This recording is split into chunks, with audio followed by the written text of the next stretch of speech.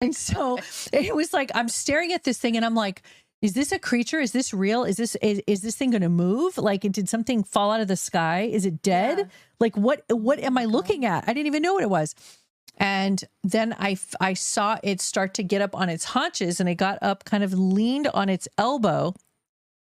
And I saw the shoulder, and so imagine this is me down here and I'm Bigfoot. So the elbow's on the cab, and he's looking over his shoulder like this at me, and the chin up, kind of the snout. You could see like the nose, and he's looking down like this, and you can see him looking down, way down here, because I'm in the floor. I'm like crouched on the floor with like, I'm trying to turn into like a 2 foot tall, like little animal. Like I could burrow a hole in the ground and disappear for the rest of my life. And so I'm down there, and he's looking at me like this, almost like acknowledging me, knowing that I was there all along, perhaps, or acknowledging my presence like there was no surprise.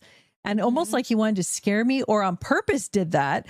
And so immediately I was like, okay, well, maybe he wants to eat me. Maybe he wants to do something bad. I don't know. Maybe I should disappear. Should I move? Should I crawl under the truck? Should I die? What should I do? Like, all these thoughts were going through my head.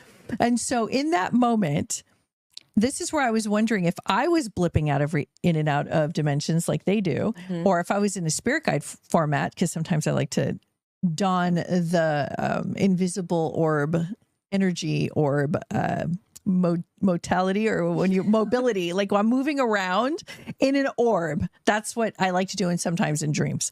So you just threw out this term called the invisible orb. Yeah.